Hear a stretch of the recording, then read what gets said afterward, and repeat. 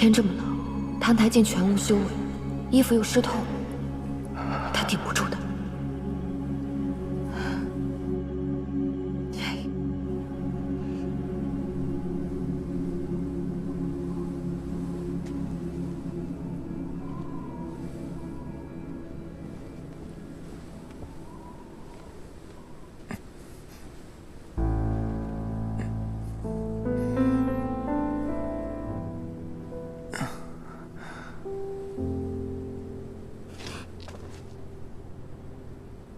二小姐，天寒地冻，请回吧。不用劳烦你亲自来监看我受刑。谁说我是来监看你了？我只是……这是什么？我只是来看看你死了没有，免得还要我替你收尸。我便是死了，又何劳二小姐亲自来为我收尸？这世上想要看到我横死的人，多如过江之鲫，说不定到时候会成群结队的来向你登门道贺呢。你以为你这么说，我就会可怜你了？可怜我？不行，小魔神已经动蔫了。再这样真的会死。算了，以后有你报应的。这斗篷难看死了，我不要了，送你了。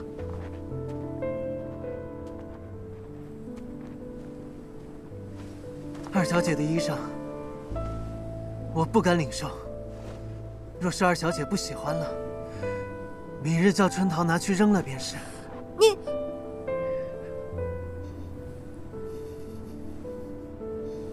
二小姐还有何事？看吧，李苏苏，这小魔神根本没血没肉，你明明可怜他，他却还阴阳怪气。但凡这魔头还有一口气，就不能给他一丁点善心。有这好心，不如多去喂喂狗，感化感化山匪。小不忍则乱大谋，小魔神死不足惜，可三界四周的性命，还都压在他身上呢。哎，澹台烬，你不要装死啊！你不要以为这样我就会可怜你。这个景象似曾相识，难道他就是在这里死去，然后化身成魔了吗？澹台烬，澹台烬，醒醒！春桃，春桃！小姐，是你叫我？我叫你，快进来。哦。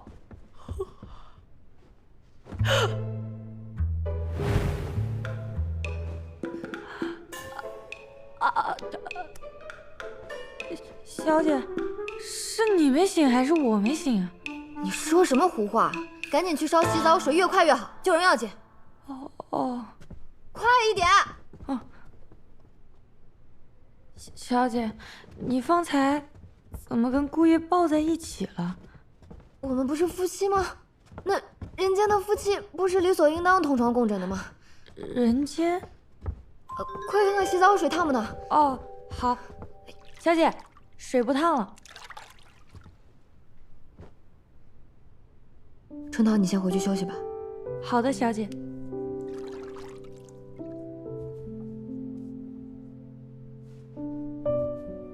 这些伤是被叶惜雾打的吗？早知道小魔神弱成这个样子，我怎么也不会赔上四周三界的前途来跟他赌这口气。快缓过劲儿来吧，拜托拜托，你可是魔神，为了四周三界，你也不能死啊！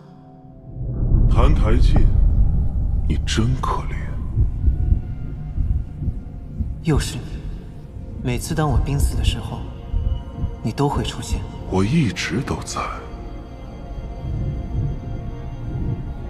我知道，你就在我的身体里。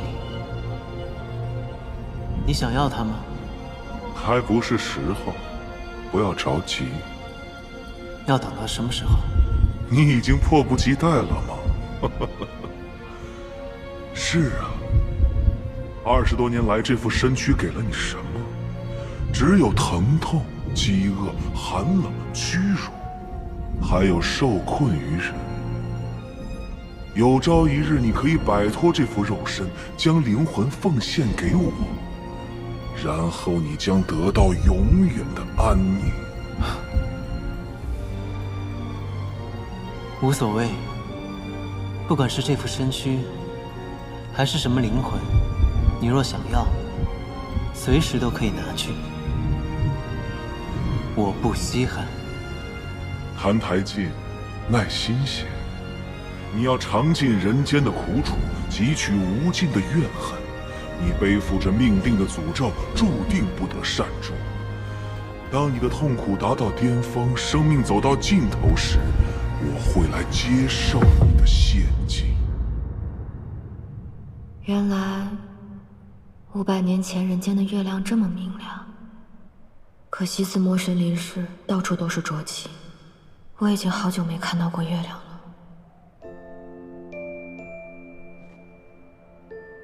生为魔胎，身负邪骨。这邪骨究竟生在何处，长什么样子啊？究竟哪一根才是邪骨？没摸出哪块骨头有什么不同啊？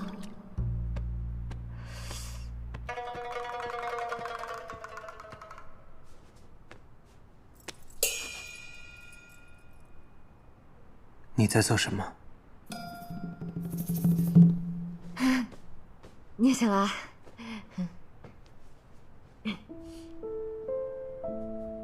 叶希雾，你又在玩什么花样？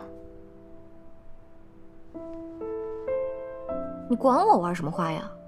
你既然醒了，就赶紧起来穿衣服，别泡在水里面装死。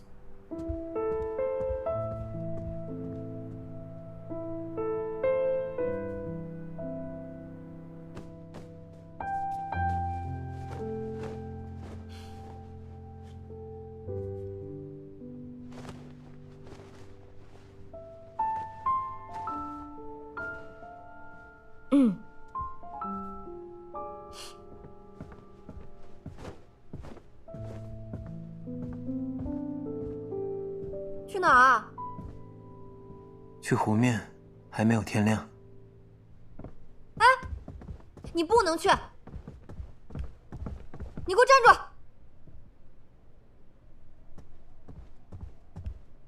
今日不许去了，以后也不用去了。为什么？你是我的人，天天跪在外面人来人往的，不是丢我的脸吗？那真是抱歉了。我累了，我要睡了，你不要跟我说话。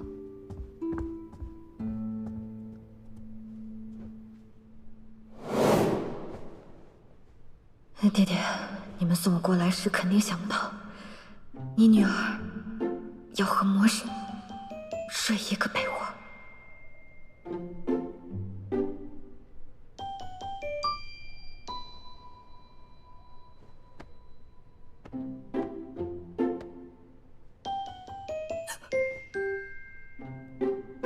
你站着干什么？快点做，做完我也要睡觉了。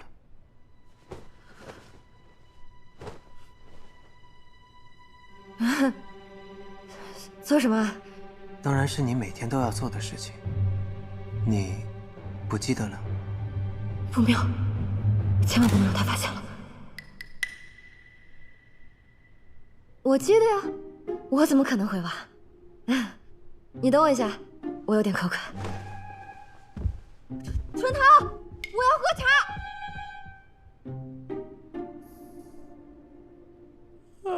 春桃，你快告诉我每天晚上和澹台烬都要做的是什么事情？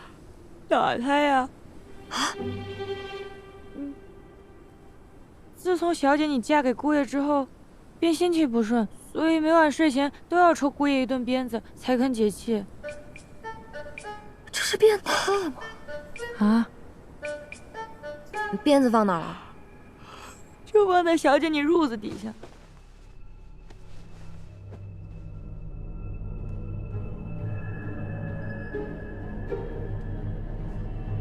要抽多少下？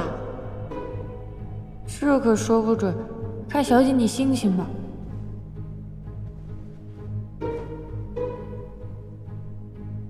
这么长的鞭子，叶希武，你果然是个变态。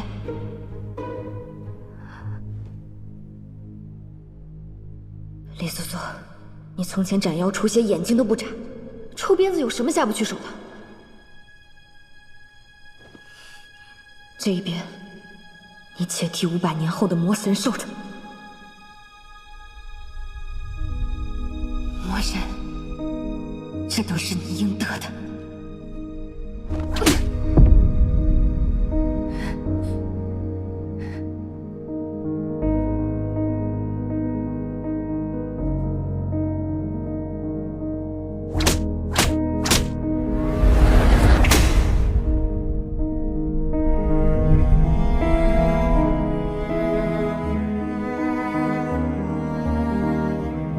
李素素，你到底在干什么啊？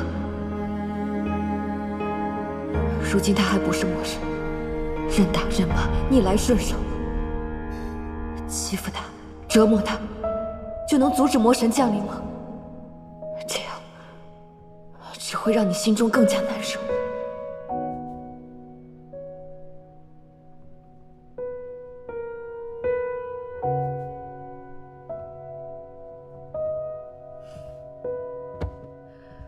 我累了，今日打不动了，睡觉吧。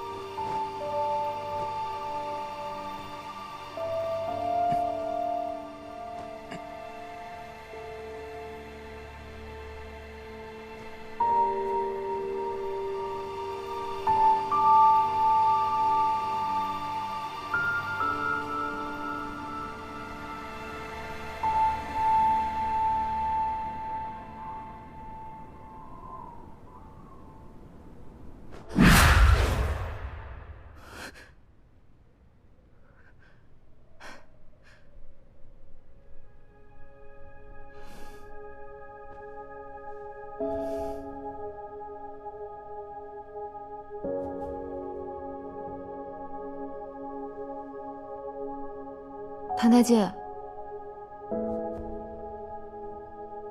谭太监，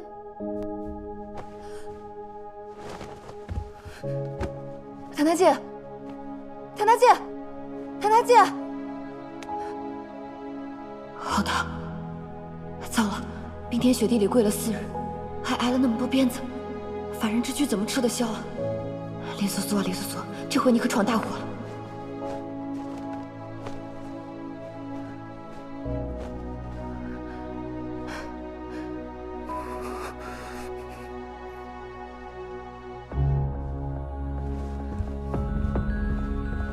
春桃，春桃，春桃，你睡了吗？春桃，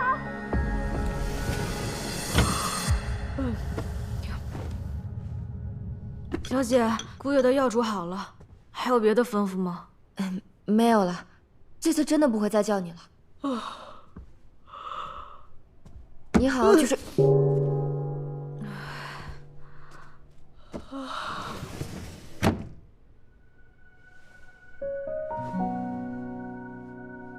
谭太监，谭太监，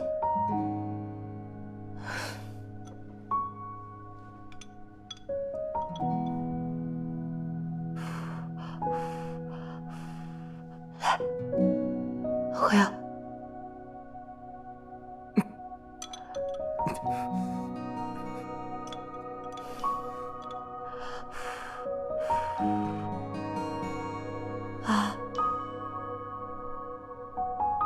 小魔神已经烧迷糊了，也不知道这人间的草药管不管用。张嘴。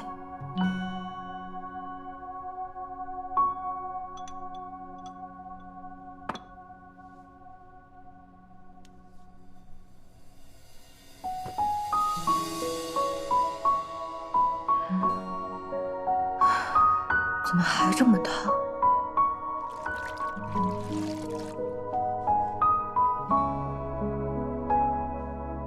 小时候我发热，爹爹就是这样给我敷冰帕子的。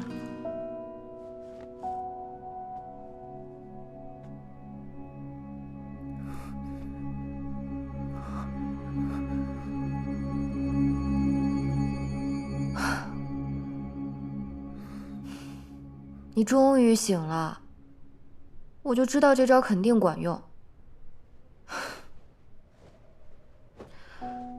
行了，你好好休息吧，我去睡了。啊，我真是欠你的。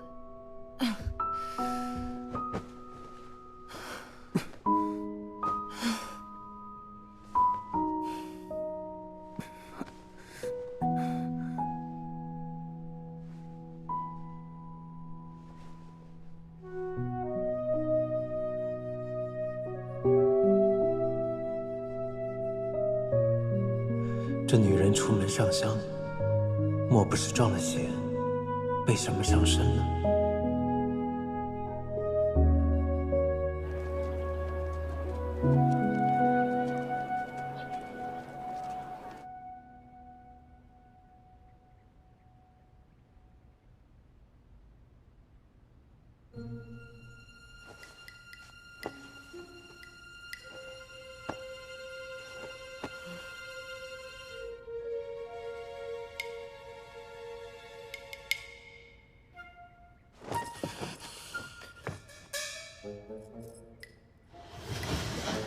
小姐，昨晚折腾了半宿，怎么不多歇息一会儿？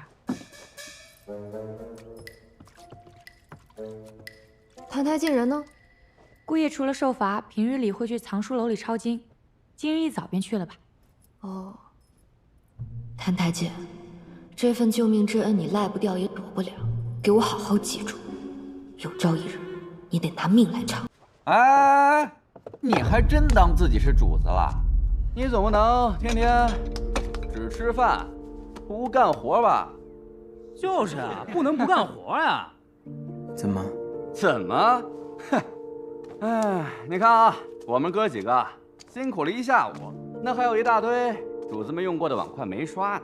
我看您成日里清闲无事，劳您大驾，去把那些碗筷洗刷干净，再吃饭，怎么样？就是啊，对呀，劳您大驾了啊，姑爷。姑爷请吧。哎，去吧，那就辛苦姑爷了。来，兄弟们，吃饭！哎，来吃饭啊！来，帮我吃。哎，我给我，哎，给你，好，给我，哎，给你，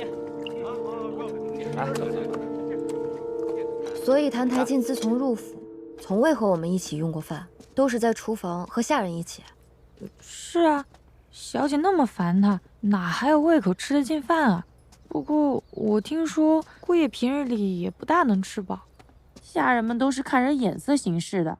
小姐你平日里怎么做，他们就跟着怎么做。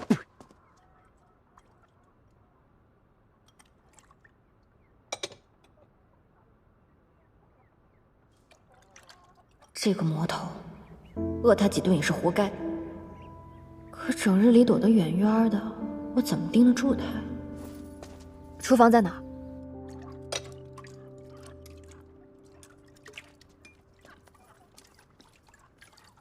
哎，我跟你们说啊，这有些人呐，啊，他就是主子的身份，奴才的本分啊。就是啊，那叫啥来着？贵人见命啊！贵人见命。过得其实啊，还不如咱哥几个呢，是吧？就是啊，咱哥几个这，哎，吃饭，这个香，哎，真不错。哎，你们说，就他这种人啊，活着有什么意思呀？要我说啊，不如早点死了算了。叶惜雾平日里就是这样纵容下人们刁难谭台烬的。对啊，死了算了，还不如死了。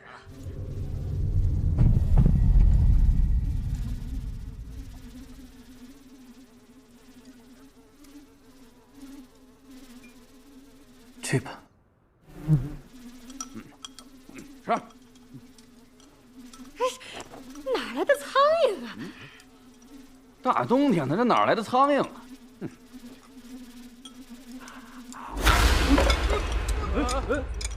怎么了？出什么事了？哎，喝水啊！没事吧？没事吧？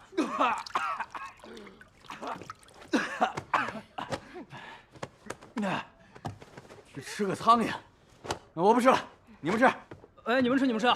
咱们接着吃，你坐这边。完活了，真晦气。走。哎，二小姐，您怎么来了？那个谭台剑，谭台烬做错了什么，让你们催他去死啊？小姐，我方才让姑爷去刷碗来着，那桶里都是哥几个昨天晚上特地从湖里砸出的冰疙瘩。嘿嘿，哦对了，还顺手泼了姑爷一身水。昨晚没冻死他，但是今天让他多洗会儿，保管他连手指头都能冻掉。嘿嘿，而且今天也没给他吃饭，只留了一桶泔水。你们平日里就是这么欺负人的吗？人本无贵贱之分，可有人甘愿自轻自贱，一辈子当个奴才，还非要踩在别人头上找那一点乐子。看到别人过得困苦，就这么让你快活吗？小姐，您别当真啊，这不哥几个想替二小姐出气，对您我们肯定是绝无二心的呀。今日你敢对谭台烬这么说，不过是其他无人凭依。哪日叶家败落，你们是不是也敢对祖母爹爹对我这么说话？不，小的不敢，二小姐教训的对，二小姐教训的对，二小姐教训的对，二小姐教训的对，二小姐教训的对。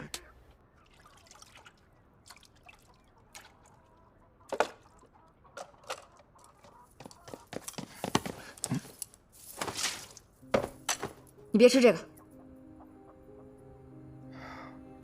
二小姐，人不吃饭是会死的。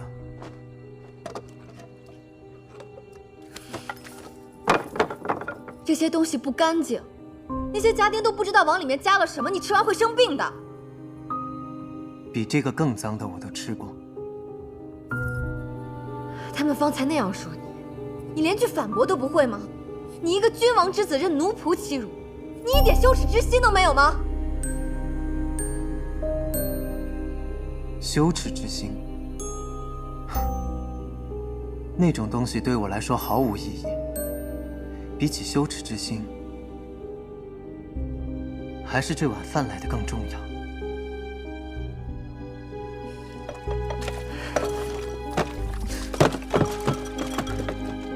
叶希沃，你跟我走。没有这口饭，我可能会死；但若有了羞耻之心，我根本就活不到今日。少废话，跟我走。把这碗饭吃了，然后该干嘛干嘛去，不要整日病恹恹、瘦骨伶仃的，一个不小心就病死了。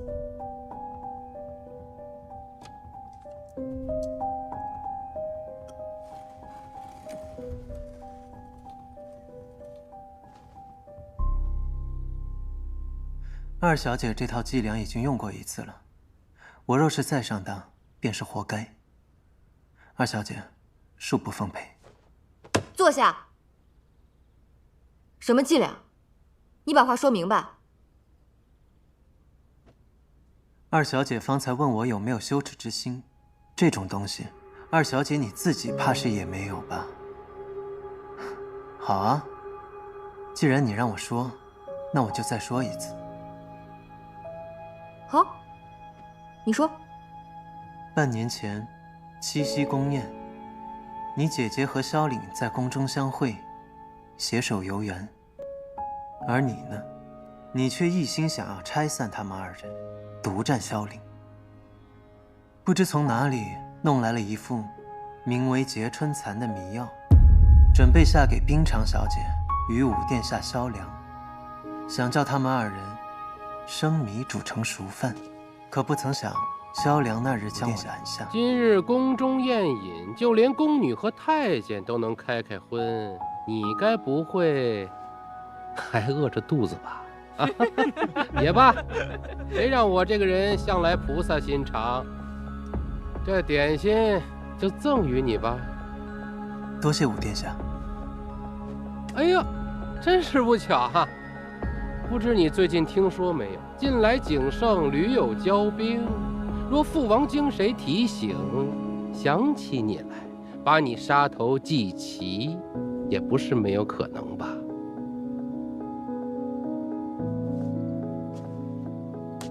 哎呦，忘了，你喜欢吃碎一点的啊。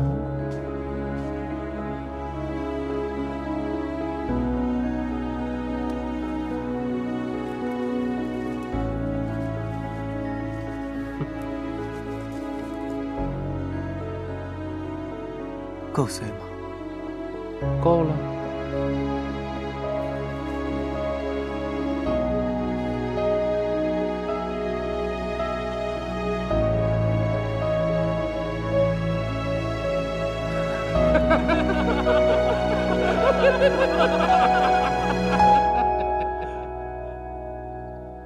可我刚吃下不久，就感觉头晕目眩。这时你突然出现，抱住了我。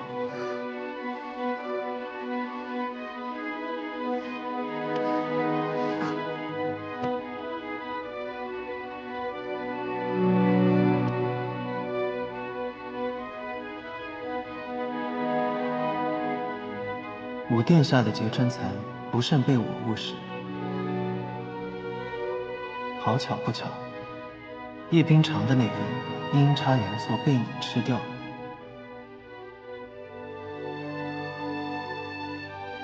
宫中见证之人众多，叶将军只得请旨，令你我赐婚。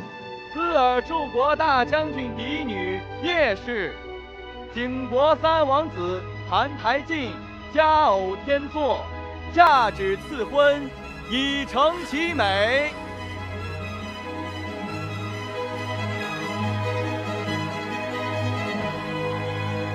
后来，你将此事原委告知于我，从此，你就以戏弄、折磨我为乐，愈发的扭曲、恶毒。叶惜我，叶惜我，你都做了些什么？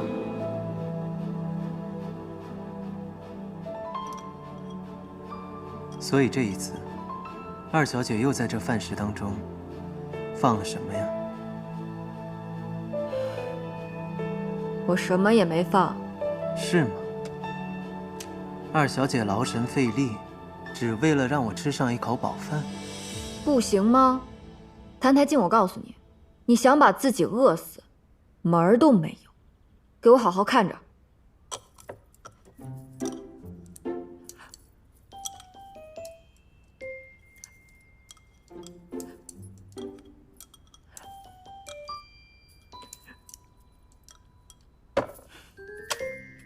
你这回满意了吧？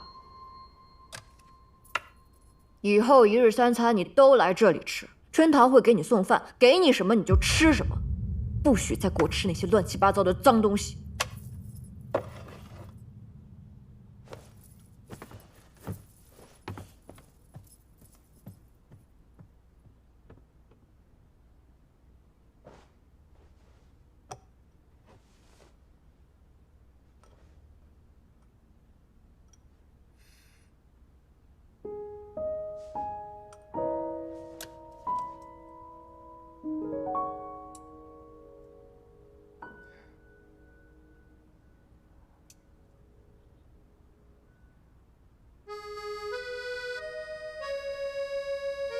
好像真的只是一碗饭。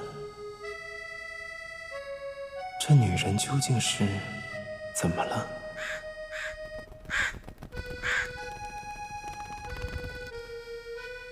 这应该是自打你进叶府以来吃到的第一顿饱饭吧？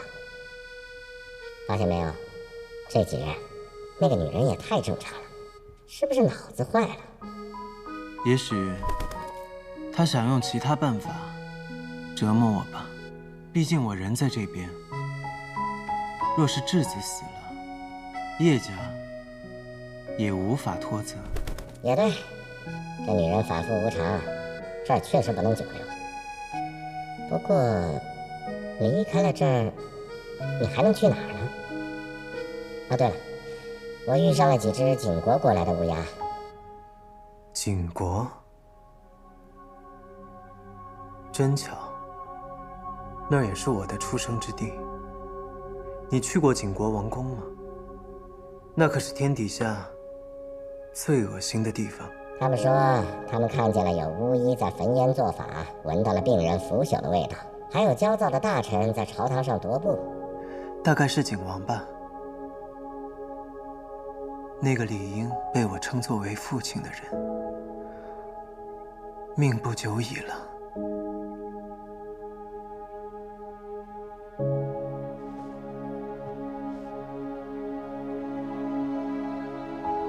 可我连叶府都出不去，那些东西也与我无关了。他和鸟说话？是啊，还有苍蝇和蚊子。那天姑爷路过湖边，岸上趴了一只蛤蟆，他俩还聊了一会儿呢。咱们姑爷可真是个怪人，和一只蛤蟆都能聊那么久，自言自语说什么？湖边的下人人来人往的，都指着他笑呢。你别再调皮了。这都些什么乱七八糟的？不是跟你说过了，以后盯梢找茬的事儿都不用做了，你就帮我看好澹台烬。一来，他有任何可疑的行动，特别是装神弄鬼那类，立刻报给我；二来，看紧些，千万别让他冻死、饿死、被人欺负死了。姑爷平时连叶府大门都出不去，一举一动都在人眼皮底下，根本没有什么可能搞装神弄鬼的事。哦，跟他聊天的还有麻雀、蝴蝶什么的，反正他除了不和人聊天，所有的动物都能聊上几句。小姐，你说他是不是真的能和小动物说话？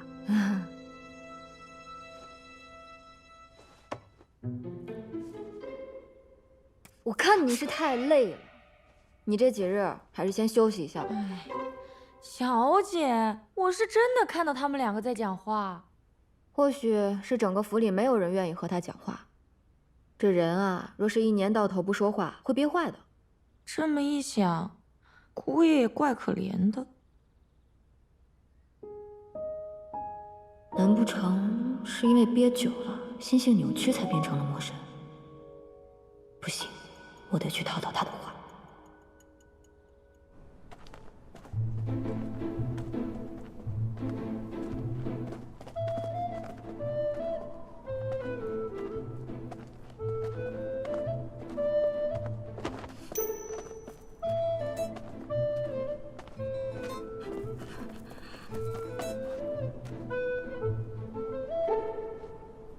二小姐，你这几日总是跟着我，可是有什么话要说？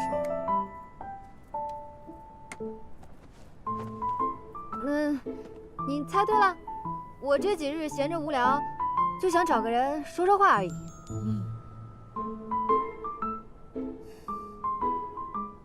你说吧。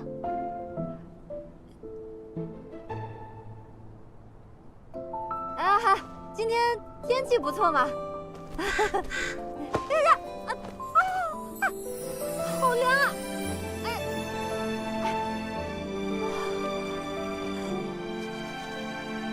啊！澹台烬，澹台烬，你平日里到处受欺负，心里是怎么想的？不想。怎么可能？人受了侮辱，心中必然会生气、生恨。你就没有想过要做点什么？比如杀了我？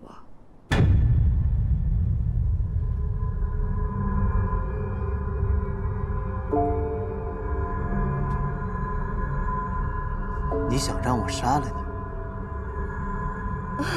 你？没有，我不是这个意思。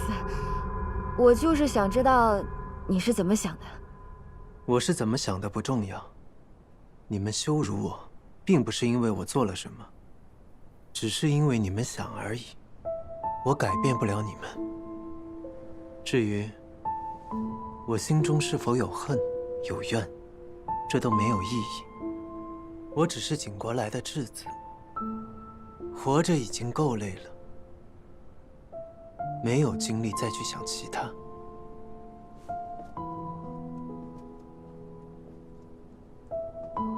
这里是500年前，小魔神的确没做什么坏事，或者说他还没来得及做坏事，反倒是别人总对他做坏事。也许他会成为魔神，真的只是一连串的悲剧。只要有一个人肯拉他一把，在乎他，关心他，他又何至于堕入魔道呢？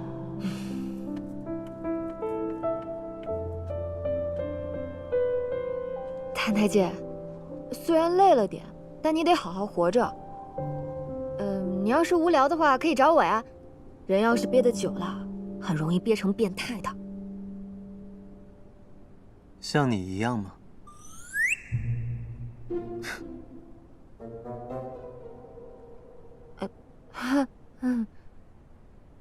你方才笑那一下就挺好看的。这府里上上下下这么多人，总会有人喜欢你，愿意和你搭话的。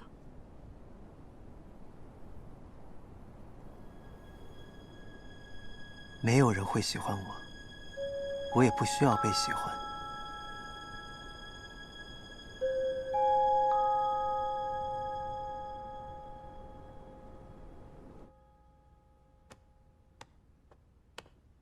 小姐，你看，我把京中的成衣店都逛了一遍，买了几件厚冬衣回来，你给姑爷挑挑。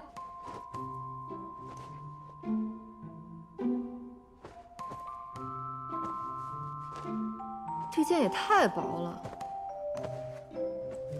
这件厚，颜色也好看。这也太大了吧，他根本穿不了。我哪里知道姑爷的尺寸？你替我去找把剪子和针线过来。哦。小姐，有句话我不知道当问不当问。那你就别问。你现在为什么对姑爷这么好啊？因为我害怕呀。怕什么？我怕你的姑爷万一哪一天被冻死了，拉上咱们陪葬。我害怕他每日被羞辱虐待，有朝一日把他逼急了，不想再做受气包了，变成穿黑袍子的大老虎啊，把咱们都吃了。大老虎为什么会穿黑袍子？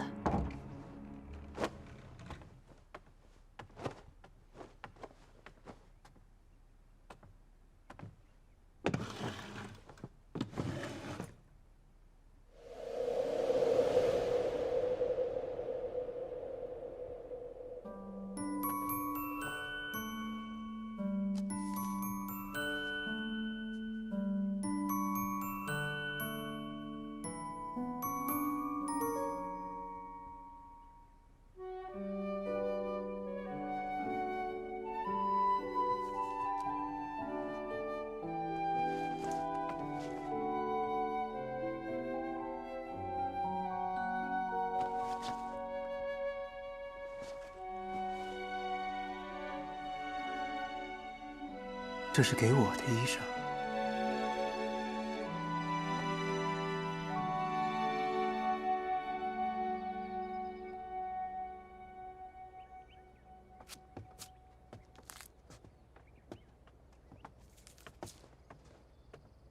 一个吃软饭的小白脸，还有钱买起新衣裳了。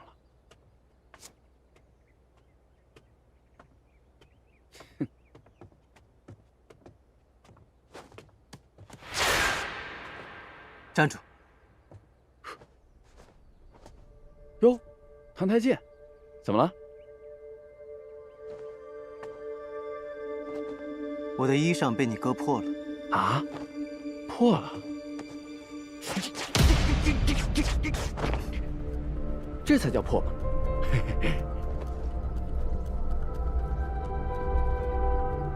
怎么还气上了？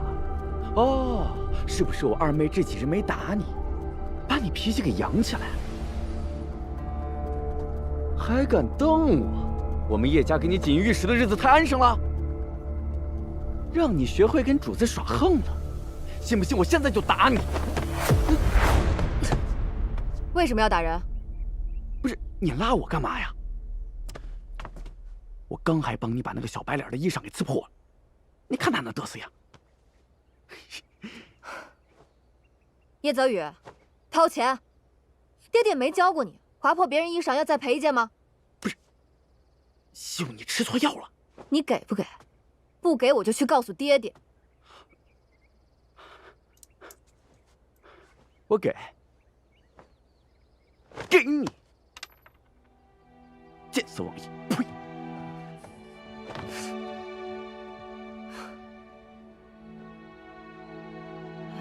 你别跟那小子一般见识，这口子开得太大了，不好修补了。你这衣服没法再穿了，再买一件吧。这是你送给我的，就是我的东西。好，你留着，我让春桃再给你买件新的就是。小姐，宫里来旨，让姑爷入宫面圣。小魔神跟宫里还有来往，不行，我得跟去看看，别藏着什么猫腻。我陪你。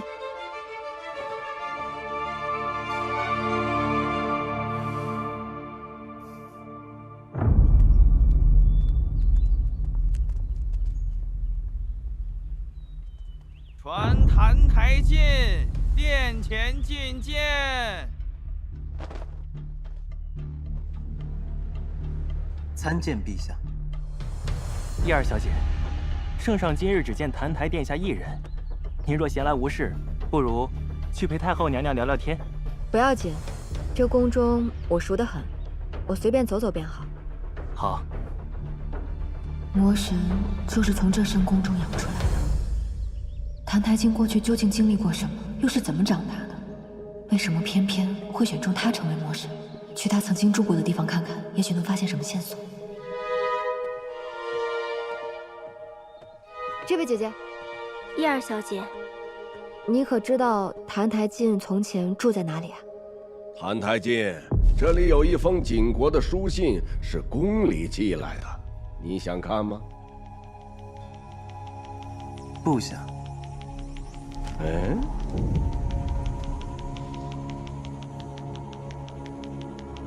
想要得到亲人的音信呢，是人之常情。你说不想，反而诈伪了。景国与我远在千里之外，此生再不踏足；景王与我也已遥隔20载，此生再无相见。陌路人，异乡地，我不关心。也不必关心。当真不关心？你可知景王澹台无极就要病死了，你的兄长澹台明朗被封为了储君。原来如此。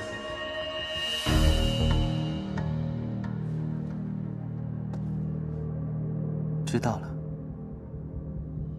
多谢陛下。澹台明朗野心勃勃，近来屡动干戈，从未顾及过你这个当弟弟的处境。难道真的不怕孤把你的人头割下来祭旗吗？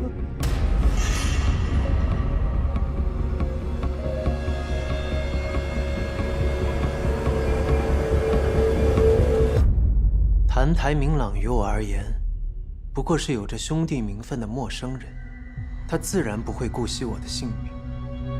若陛下拿我祭旗，只怕震碎了他的心意。哦，他如此不容你，难道你就从没有想过要回到景国，取回属于你的一切吗？原来是想玩鹬蚌相争的戏码。陛下，我离国去都10数载。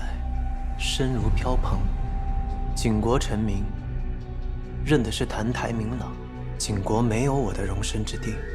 况且人各有命，王位、天下，这些都由他人去争吧。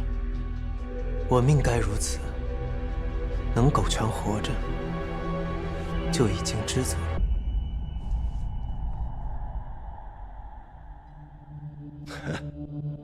如此倒是孤多此一举了。你回去吧。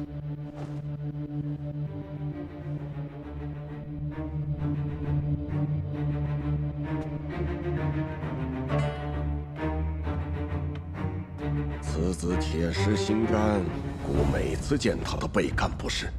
难怪谭台老儿对他毫无顾忌。如今他既不愿为孤效力，也是废子了。派人盯着看好他，留着他在始终是个祸害。上次说的那件事要抓紧点办了。是，陛下，奴家已经安排下去了。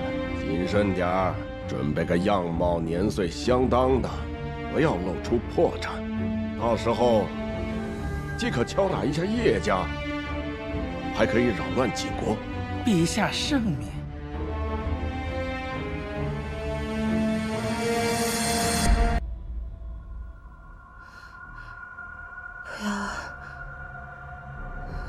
不要！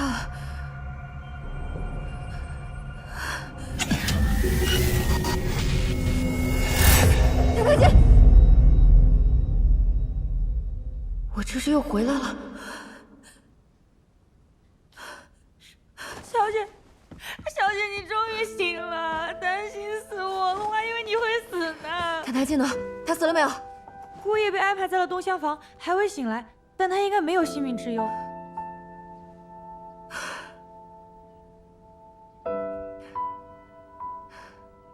陈堂，我们是怎么回来的？我不记得了。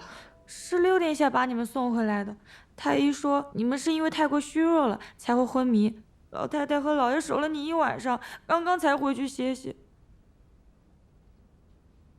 那我姐姐呢？她没事吧？大小姐已经没事了，6殿下正守着她呢。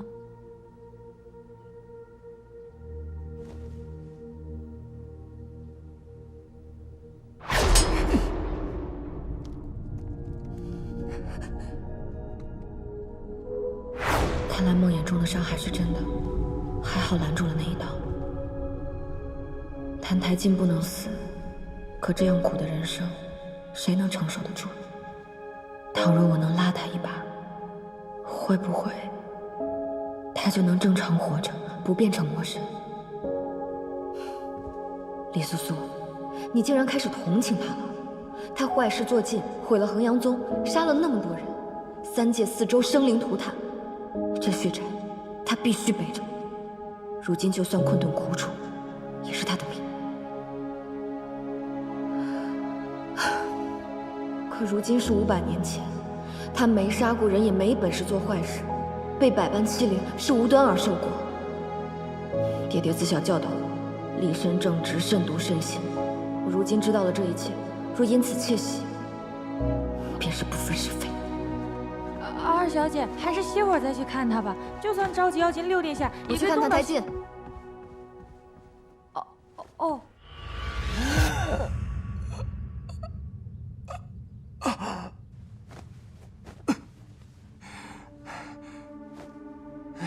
只要他们不能杀了你，他们的力量就能为你所用。力量。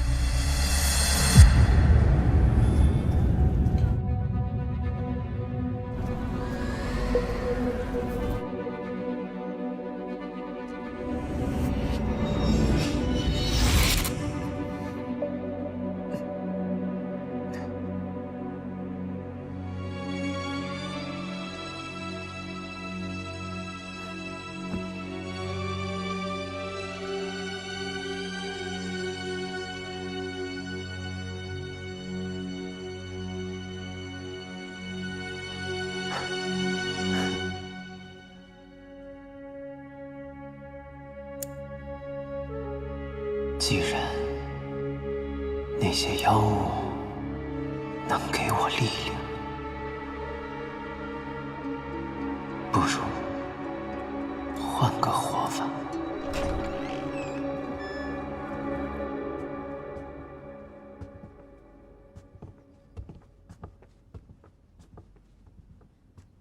小魔神在梦魇里就差点自我了断，难道现在醒过来还是不想活？澹台烬，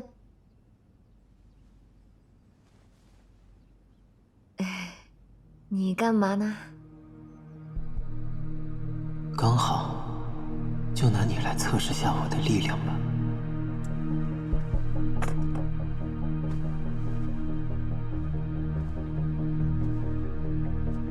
二小姐，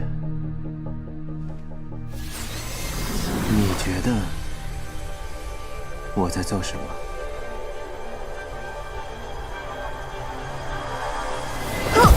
小姐，小姐，小姐，小姐，快来人啊！快来人啊！姑爷把小姐杀了。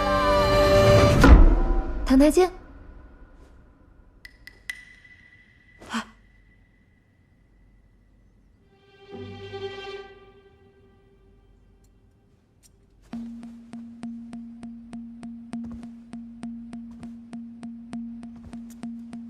二小姐，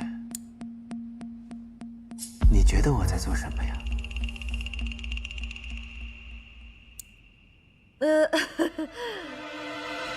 你总不至于是在做针线活吧？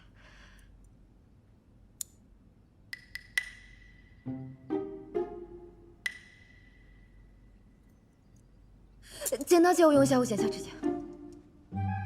小姐，奴婢前些天才刚帮您修过手啊。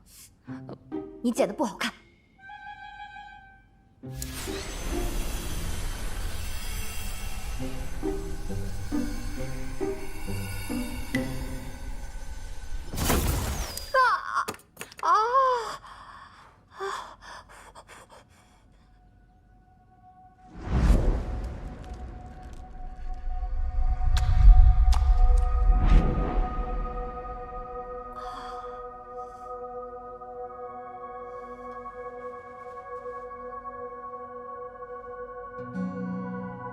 叶希雾，是你在梦中夺走了我的匕首。不然呢？你以为是谁？小姐，太医说了，你这差点伤到筋，须得好生养着，别再乱修指甲了。哦。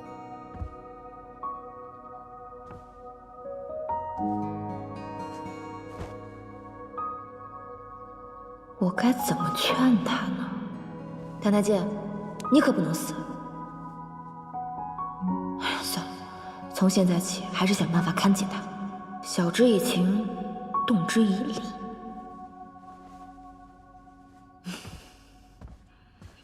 澹台烬，听说我姐姐也醒了，你要不要去看看她？不去。去花园散散心，心情也会好一些的嘛。哎呀，走啦！哎，走啦！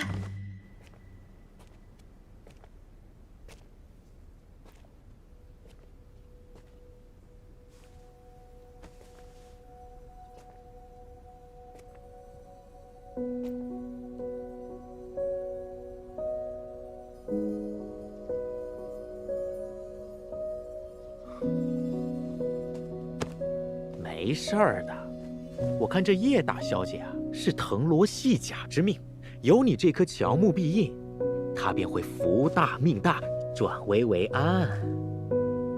哎，你既如此在意她，你为何不早些向陛下讨个恩典？我迟迟未给冰城承诺，的确心存顾虑。他人眼中，我是天之骄子，坐享其成便可。但一切并没这么简单。唉，你是担心以你六殿下的身份，若是与手握兵权的叶家联姻，只怕会招来诸多猜忌。小事疏透彻。哎，不过这事儿确实棘手。可是你已经决定了，不是吗？六殿下，六殿下，小姐醒了。殿下，我被那妖孽抓走之时，我真的害怕，以后再也见不着殿下了。卞长，自从当年宴席上初见殿下，我便有一句话一直藏在心里，我真后悔没有早点说出来。你想说什么？得成比目何辞死，愿做鸳鸯不羡仙。别哭，我一心愿与你。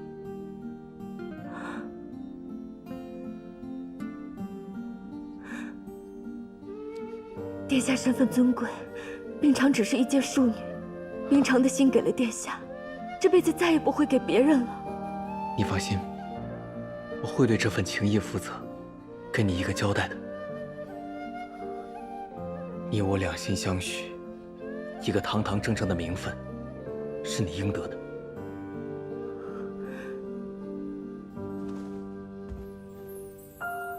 卞常，好好养病，等我来接你。好，那我便等着殿下。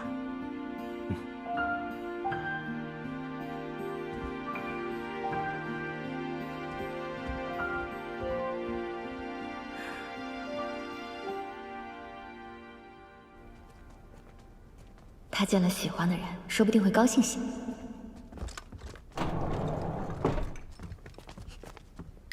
不好，六殿下怎么也在？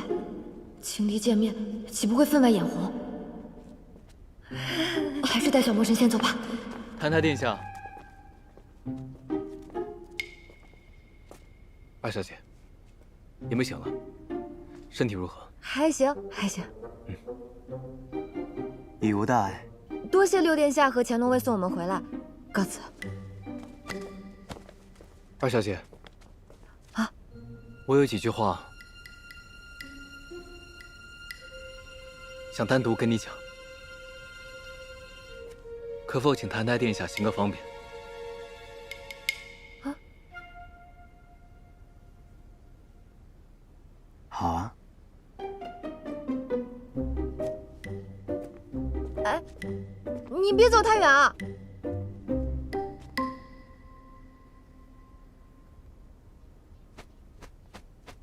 六殿下有话请讲。梦妖一事，反促我看清了对冰常的心意。今日回宫后，我会正式向父王禀明，请他赐婚。蒙二小姐错爱，希望你以后能认清现实，别再纠缠你了。其实我，哎，算了，太复杂了。总之，请六殿下放心，从此以后我们井水不犯河水，各走一边，清清白白。希望二小姐说到做到。知道了。这个叶希雾，还真的像变了个人似的，不再执着于萧凌，甚至还特别在意我的生死。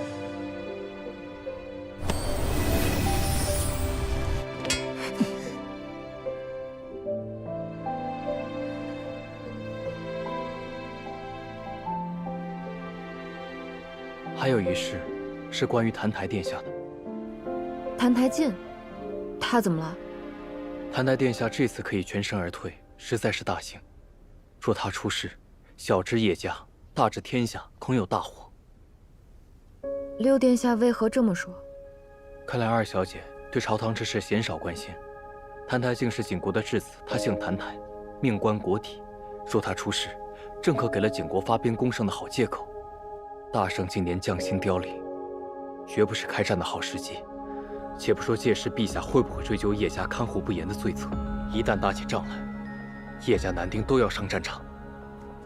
这是你叶家一家之祸，一旦兵险荡野，十室九空，更是苍生大难。我会看好他的。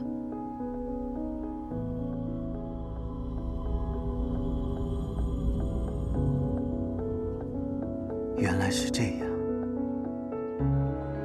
澹台殿下离国去都，到我圣国做客，是为了两国邦交，更是为了百姓们不为战乱所苦，理当以礼相待，怎可如此肆意欺凌？原来，萧凛从一开始关照我，是怕会殃及他的国。叶虚雾怕我出事，是怕我祸及家门。我在他们心中，不过是个只会带去灾祸的瘟神。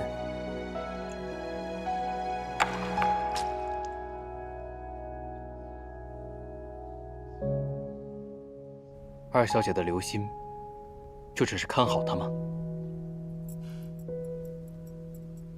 刘殿下，我不想骗你，但我也无法向你解释很多。说实话，我比这世上任何人都恨澹台烬，做梦都想杀了他。我甚至希望他从没在这世界上存在过。但是你放心，我不会让他死的。只是想让我真心对他好，不可能。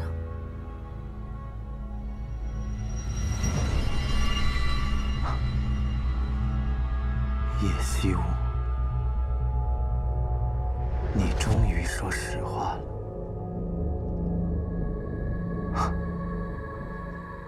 你对我的惺惺作态，也不过是因为有所图罢了。原来，你跟他们没有什么区别。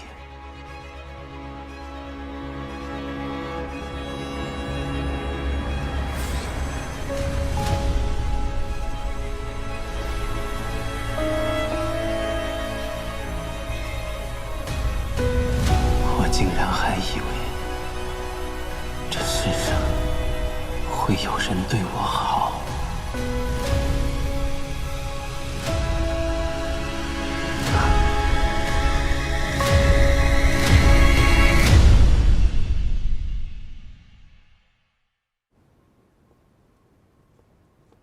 父王，我与叶大将军的长女两情相悦，请父王成全儿臣的心愿，让我娶她为妻。你当真喜欢她？此生不渝。灵儿，话不要说得太满。你到底喜欢她什么？是她的容颜，还是她的内心？容颜有一天终究会老去，人心也会有变化。这世上没有什么东西是让爱慕能够持久的。